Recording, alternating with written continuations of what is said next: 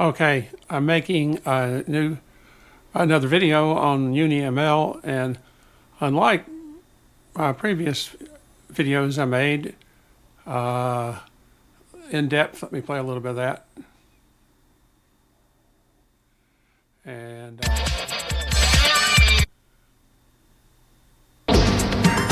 great start, nice and simple. so there's This is a white pearl, Dr. abbreviated as WP. I made up that. This is a name. There's Dr. Frack. It's the swim lane owned by the point things primary out. I white. call those tangos, which stands for tutor, whatever. I'm not going to go through the video here. But at any rate, it's taken me lots of time to make these, and I could show you why. Let me go to my PowerPoint charts, and you could just see how many charts I had to make. Here is just so tedious. Just oodles and oodles of those charts, and very time consuming, but it's kind of a dumbed down presentation where anyone, regardless of their background in computer science or mathematics or whatever, should be able to follow it. But on the other hand, it's not likely that people with so little background would even be interested in the subject enough to dive in deep enough to watch these. So it's kind of, but I was doing it partly to illustrate a point, and partly as kind of bootstrap somebody to get up to speed, where I'm not going to continue to make these probably because they're just so time consuming. Instead, I'm going to do what here and less polished videos, but a lot easier to make. It took me maybe a day to build these, sometimes 2 days, just one video, where I could do this in an hour. So big, frees up my time. So, but this illustrates one of the points of UniML, and here's one of my charts I made. Let me go to here, navigate my way around. This chart right here. Okay, so I made this chart, and this is on my Padlet cork board. It's like we are faced now with torrents of information. Like here's kind of like Niagara Falls, and from AI, from the internet, from videos, YouTube videos, and just life in general. It just bombards us with information, and then getting it into our heads, there's this bottleneck. And the bottleneck, it's not our eyes, our ears, because a picture's worth 1,000 words. The bottleneck isn't our eyes. It's that the humans tend to only be able to think about 4 or 5 things at a time. 1, 2, 3, 4, 5, maybe 4. So that's the bottleneck. And so what UniML, one of the things it's designed to do is widen that bottleneck through the art and science of human factors. Now, the art, it's not just a science, there's an art to it. And human factors is how to get that bottle water, how to get more information into your head faster. And so, given that, I want to go out of this chart, and this is my Padlet. You can see that Padlet. I'll put a link there. So, so here, let me go through this chart here. Next chart. Okay, there's the classic, a picture's worth 1,000 words. And this is kind of a little joke. Oh, this is, why is this spelled so funny? Because I had an AI make the graphic. So that's why it's spelled funny. So the AI made this graphic. So, and if you don't like AI graphics, once again, I'm doing it to save time. So I can make that graphic, but I'm not. And if you don't like the graphic, it's just there. It's not there to be aesthetic. It's there to convey information. So it's not intended to be a work of art. But not all those 1,000 words in the picture convey the same information. So let me close this one. So yeah, every picture has 1,000 words. So let me go to this chart here. So here's a picture.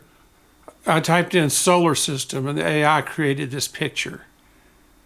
And this is what I call a pretty picture. My little tango, Dr. Frick or Frack's not there.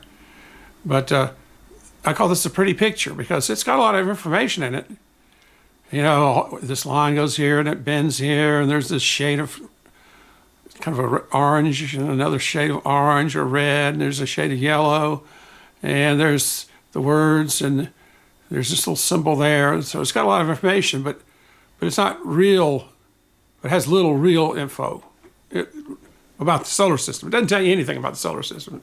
Zippo, nothing about, just a pretty picture.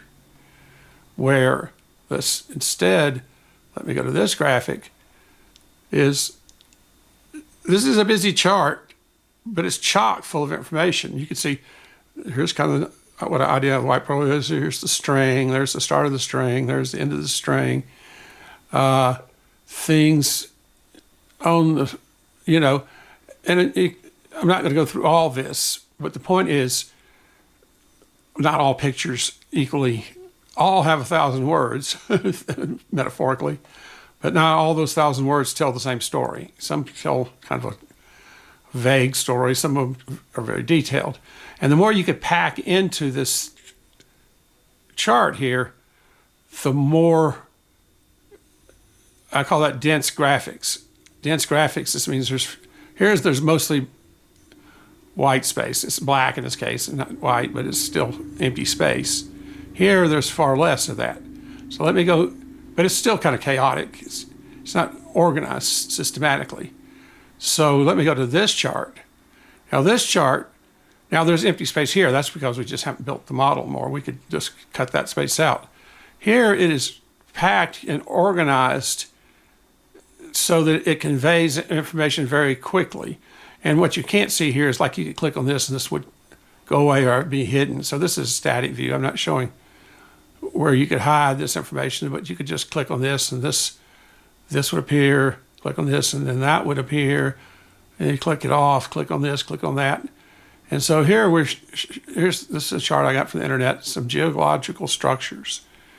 And this is a swim lane, and this is a city park is Sly, swim lane island. It's kind of like an island because the water in the swim lane goes either side and then combines again.